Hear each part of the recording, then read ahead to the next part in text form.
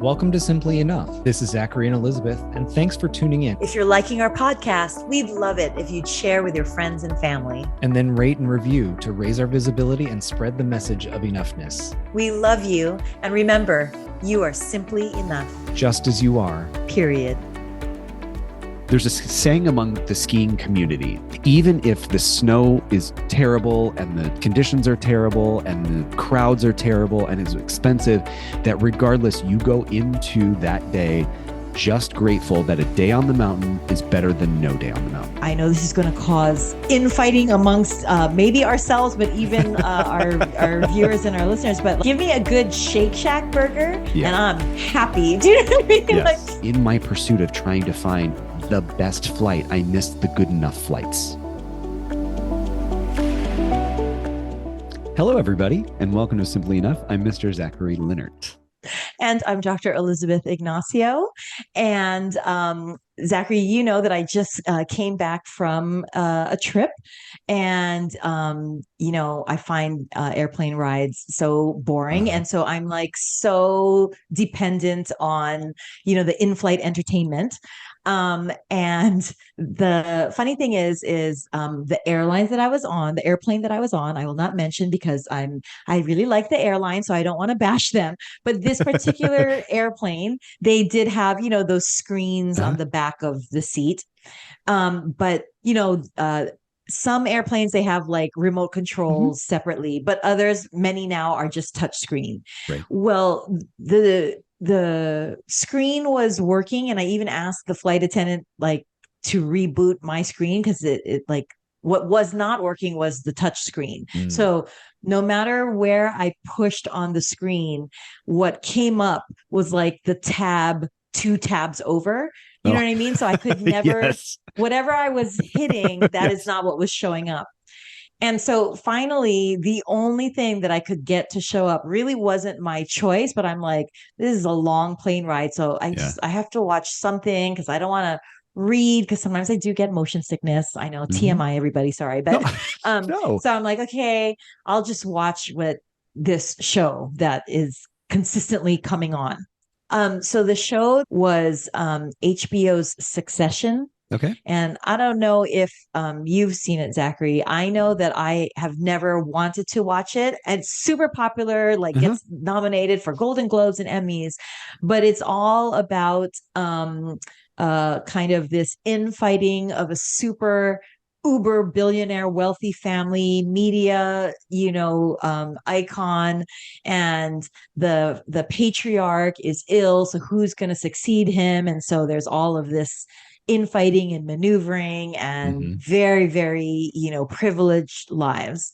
And privileged to the point where it is almost comedic what comes out of their mouths, because they just don't realize how they ooze privilege with some of the stupid stuff that they say. But that's all that I could watch. So I was watching it. And so by the second episode, these seasons are old now, so I'm not doing a spoiler alert. The patriarch fell ill and had a hemorrhagic stroke and was rushed to the hospital. And so all of the kids who were vying and competing, rushed to the hospital and met the father is in a coma right now, but rushed to the hospital and was already inundating the medical staff of excuse me, but what part of the hospital is this? Is this the best part of the hospital? Is this the best? And the doctors and nurses are looking at them like, this is the ICU. Well, what? And and the adult kids are like, what is that? Is the ICU, is that the best place? Is that where the it's the private seat, special place? And they're like, it's the ICU. It's where the sickest place, sickest people are, the most fragile. Well, but is this are there any better ICUs in any other hospitals? Who's the best doctor for this issue? And so then they all went off on their own personal Google search and called their other connections.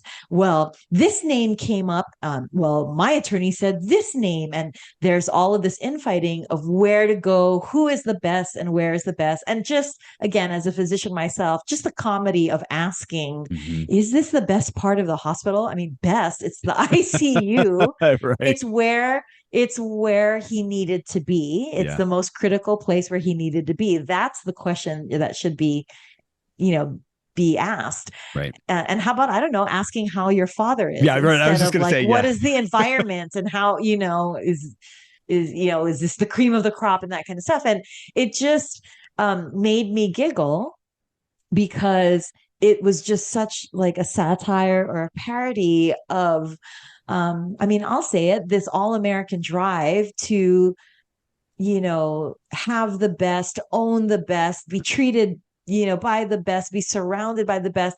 And they kind of missed the picture of like that's not the question to ask. And what are you missing while you are scrambling to find out what is the best that you're missing, when right where you are is where he's supposed to be and where you're supposed to be.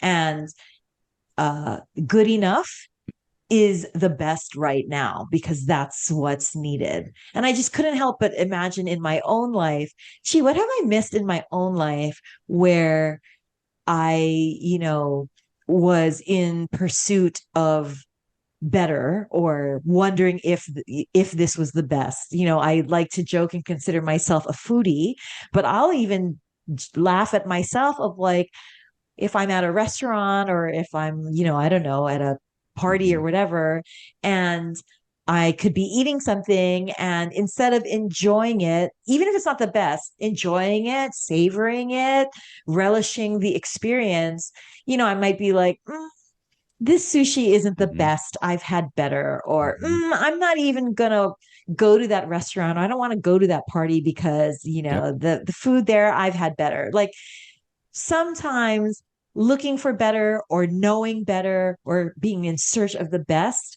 you actually miss out what's a wonderful experience or opportunity. Totally. And I have two stories that relate to this.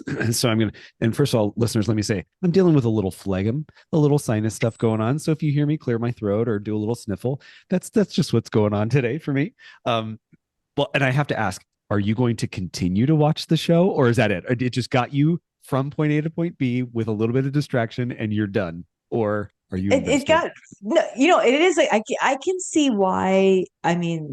The pace, the witty writing, the acting is great and it's compelling. So I arrived home and I did watch another episode. But the funny thing is I can appreciate, why it's so good and why the critics like it and why the public likes it. But it's just not my taste because again, I like, positivity and direct humor and not, sardonic wit as much. And I also think that it just in that alone, recognizing that something can serve a purpose just in the helping you get from one place to another, whatever that means, not necessarily just a journey, also has value, right? And so was that quote unquote the best option that you could have watched? Who knows? But it still served a purpose, right? Well, it was the best because it was the only option. That was the only option. And it did serve its purpose. And you know what? I'm thankful for it because I said in a previous episode, one of my superpowers is how I can point out to other people when they're feeling down, how awesome they are. The other superpower that I have is, if a situation isn't ideal, I can often be very quick to find at least it's not this alternative, which always makes me feel better. Well, that's the same thing in terms of watching Succession. At least I had something to watch. And so, it sufficed. And it's funny that I just used the word suffice because I actually was, I was listening to this podcast. I can't remember actually I think it was an Adam Grant podcast, organizational psychologist. Right. And he was talking with another psychologist about similar to this conversation we're having right now in terms of always in pursuit of, the most or the best or optimizing or maximizing. There's actually something to be said his word was satisficing. So it's a combination of being satisfied with what suffices. And I mean, in layman's terms, be happy with what's good enough. And one thing that the psychologist said is that's not to be complacent, it's being content. And it doesn't mean you hunker down and settle and stay there. But if you're happy and it suffices and you're satisfied, be good with that and open to more. Kind of like in a previous episode, we talked about, I think, was it your mom who likes her brown food? And initially, was it your mom? My mother-in-law. And initially, your mother-in-law, forgive me, who likes brown food. Yes. And initially, you're like, concerned about like, look at all that she's missing out on. And, she doesn't try this and she doesn't try that. And what a shame, and there was a pause of like, well, but if that suffices and she's fine with that and she doesn't force that on others, then that's her, contented place, not complacent, contented. Now, if she was rigid in that, like, ew, I'm never going to touch green food, or ew, I'm never going to touch purple food. Number one, that's unhealthy, right? to only stick with brown food. But also in being rigid, that's no longer being satisficed, right? That's just being closed. Right. So, but there's so much to recognize in being satisfied with what suffices, but still, yes, being open to what might be better or what is the best, but not missing out on what you've got now. And then I wonder what we do to ourselves if we then take that on and put it on ourselves. So as a somebody who strives for quote unquote perfection, which we know is a futile goal, then what do I put on my own self-blaming? I have to be the best, right? I have to be the best in order to serve my friends and family and loved ones the best, or to show up in my work the best. And even what that means, and then to not give room for a good enough, right? And then that pressure. So I'm going to do something unusual, if you don't mind, Elizabeth. Never done on Simply Enough. So this is the first time. I'm going to give you a choice because I have 3 stories that you have sparked in my mind, and I'm going to let you choose which one you want me to build on, connect on today. Okay. I know you got big eyes. Which one's your favorite? Well, I don't know. I like them all, but I feel like they all are connected. So I'm going to give you like one keyword and then you have to choose from there. Okay. Dotted and crossed, Broadway, Friends trip. I'm going to go with Friends trip. Okay. So to your point about what you miss out, this story perfectly captures what one can miss out. Okay. I was invited to go with some friends on a trip, and this was back when I had just come out of college. So, I was making not a lot of money. So money was tight, but I had to be somewhat economical with my choices in terms of flight and hotel. But flight was really the one that where I had some autonomy because I was traveling by myself from an area. My other friends were traveling from another area. So the way that this connects to the story is I was really looking at what flight was going to be the cheapest, and also optimize time, like which ones were either direct or one stop, etc. So I needed to find the best flight for all of those reasons, right? You can see probably where this is going. Kept going, kept trying to find, couldn't. Found ones that were fine enough. Like instead of a direct flight that would have been 2.5 hours to this location, it was going to be 5.5 hours. Or, was it going to be, I'm just making this up now, but it was $300 and I really had a budget of like $275, let's just say. Okay. I sat on this purchase trying to find the best flight, that then the flight price went up so much that I wasn't able to go on the trip because it was now beyond what I could afford. Right. And especially because I had very limited needs at that point. So I actually missed out of this trip and had to call my friends and say, I'm so sorry, I can't be a part of this trip now, because in my pursuit of trying to find the best flight, I missed the good enough flights. You know what I mean? And I really did. Yes. It came down to, and I do remember it came down to a $25 difference that I was so intent on buying a flight for a certain amount or a nonstop versus a one-stop trip, that need to find that ideal thing precluded me from actually getting any deal enough that would have gotten me there. I know. That is the perfect example. Yeah. And by the way, been there, done that, right? Like sometimes when there's so many choices, Yep.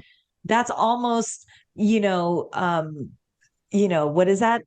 Paralysis by analysis. Yep. When there's just so many choices, that fear of it not being enough or it being the wrong one. Well, it's not always a question of right or wrong. Yes. Or even if one might be better than the other, if the other is good enough, just filter all of the other choices and filter the other noise. Yeah. I'm saying it as if I'm telling that to you, but I'm really telling that to myself. Well, and I'm totally guilty of that. Absolutely. And I know we're not making this just about shopping or purchases, but I had the conversation with my sister a little bit ago. They go camping every year for Thanksgiving. And last year I went with them, and then I got to go this last Thanksgiving. And I sat on the purchase of a tent for so long because I kept trying to find a tent that was tall enough that I could stand up in. And it also had a little patio, little overhang, and it was also under this amount of money and everything. You would have thought that all of the time that I had spent trying to find a tent that was perfect or the best, that I could have used that time in other areas or in other ways for much better. No, because it took me 3.5 months to buy a tent. 3.5 months to buy a tent. And I'm texting her and I'm like, sis, I don't know what's wrong with me. And she's like, I totally get it. And we had that kind of moment. But upon reflection, the hours upon hours that I spent, what could I have done in that time instead? What did I miss out for sure with that time that I spent trying to find, quote unquote, the best tent for the trip? When, let's be honest, I just needed enough room for us to be in that kept us dry. I mean, truthfully, but I had to find all the things. So yes, I totally get it. I totally get it. Like how great was that tent? Was the tent worth not only the what might you have missed out on during those 3.5 months, but even in having, let's say you did get the best tent. Yeah. So how was it? You know what I mean? Right? Yes.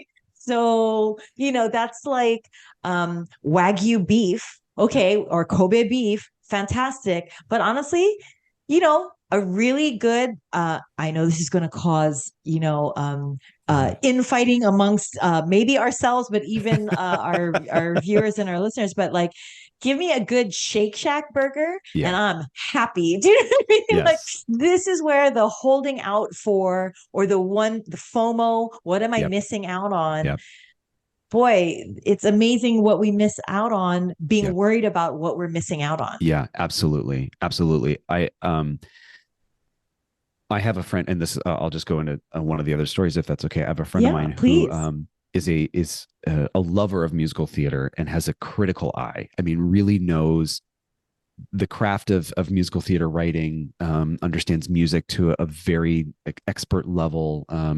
Themselves, they are a performer, so really walks into a theater with a lens that many of us don't have. And I say that knowing that I myself have developed a lens to be able to watch a show and tease it and look at it and analyze it in a way that many others don't. So it got to the point though where I was like, I can't watch a show with you anymore, because when we walk out, you then just destroy the show that in many ways brought me joy. Now that doesn't necessarily mean that I loved every aspect of it, or but I walked into the show and then walked out of the show with the same sense of I just had a great 2.5 hours, right?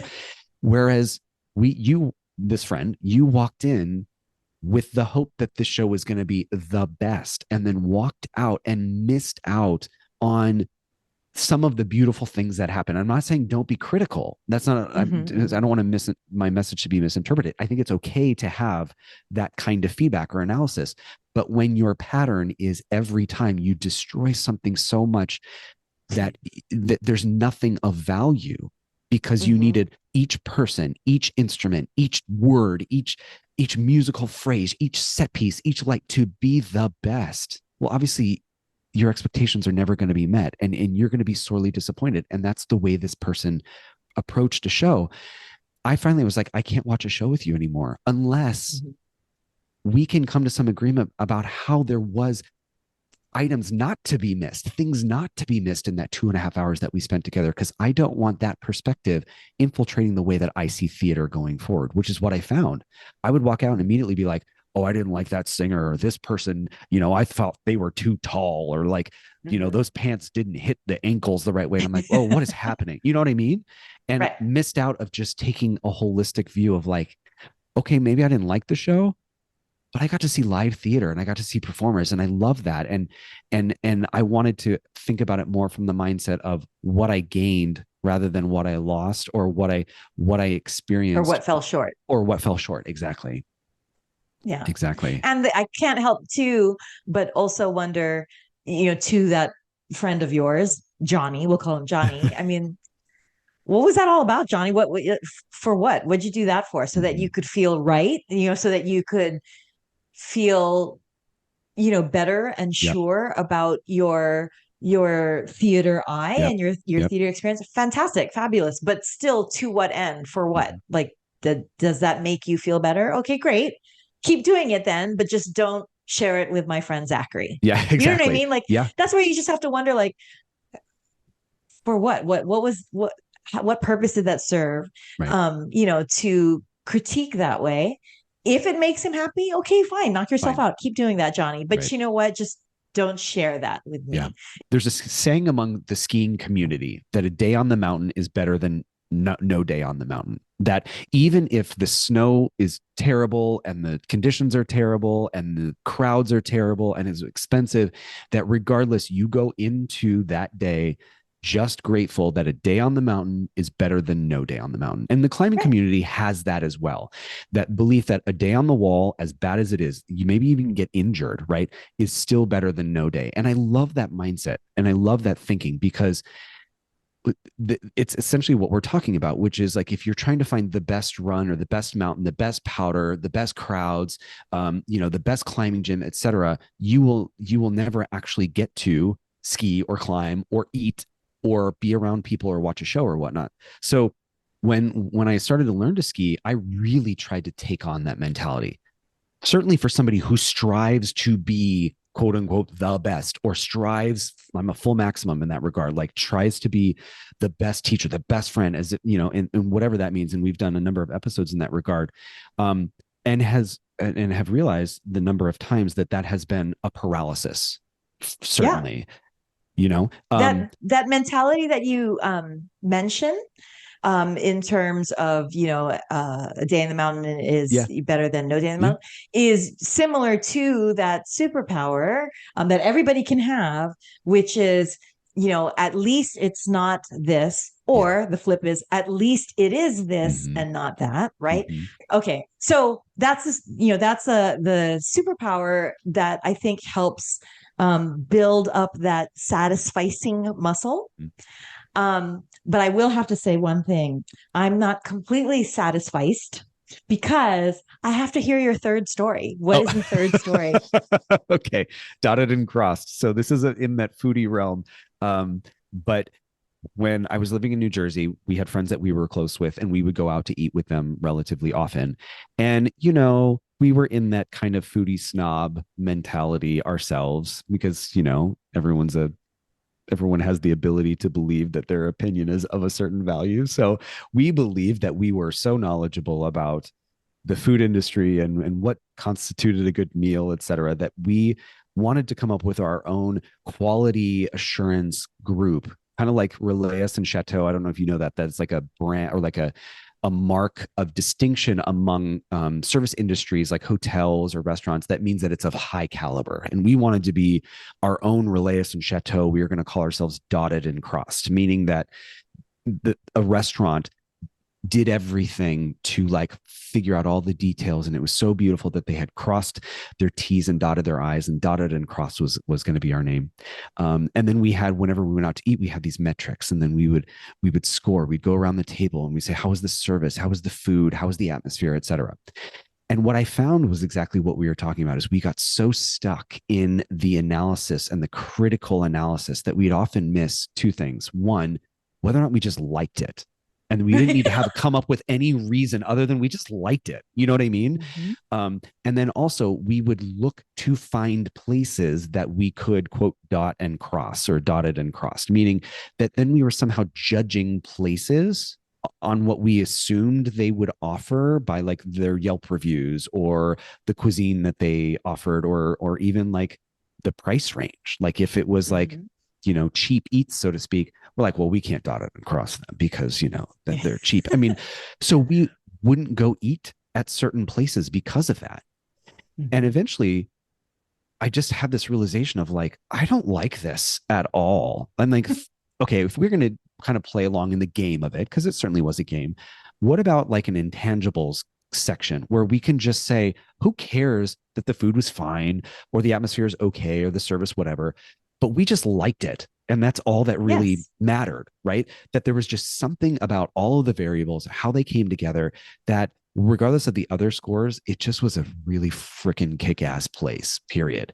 And that kind of changed our thinking going forward, that while we could analyze, quote unquote, or try to, you know, critique something because it wasn't the best, this wasn't the best server, this wasn't the best wine option or whatever, that really that final category was way more valuable than any of the others, because it just denoted what we did get out of it, what we did enjoy. Or it could have had the, quote unquote, the most amazing food, the most amazing service, and yet we just felt like, no, like this was not like we didn't really enjoy ourselves. We didn't really like, you know, have the time that we would have thought based on the other scores. So that's the dotted and crossed example. Well, I love that, because that's exemplary of the mindset that we're talking about in terms of, you know, there's a saying, everybody's a critic. Yeah. And, you know, I just have to say, why does everybody have to be a critic? And now, you know, with cancel culture and Yelp reviews and even, you know, the dot the I cross the T kind of thing, like, why does everybody have to pitch in their opinion and their critique and even look with a lens, with a critical lens? How about actually, I'm okay, you know, and people can laugh at me, but I'm okay being the Pollyanna of like, how about looking at the lens of, to your point, those intangibles, what did we enjoy? And then even that, I'm going to say, that and what one enjoys is a personal experience. So even, why do we have to push that on somebody else either? Do you know what I mean? It's just kind of like, you know, let's just honor other people's opinion, everybody's opinion, recognize our opinion is that it's an opinion and not a fact.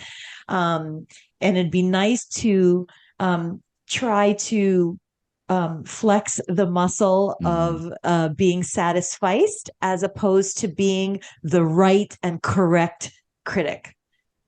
Let's look at the world again with that sense of enoughness, not only within ourselves, the simply enoughness within ourselves, but just even the experiences and the possessions and you know, the relationships, and look at it with a lens of enoughness.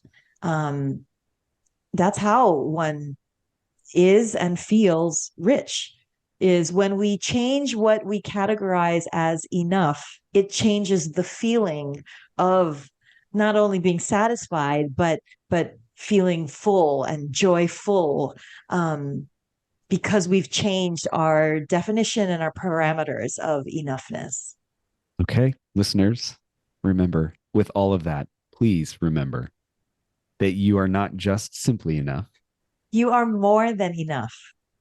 Just as you are. Period. Mwah.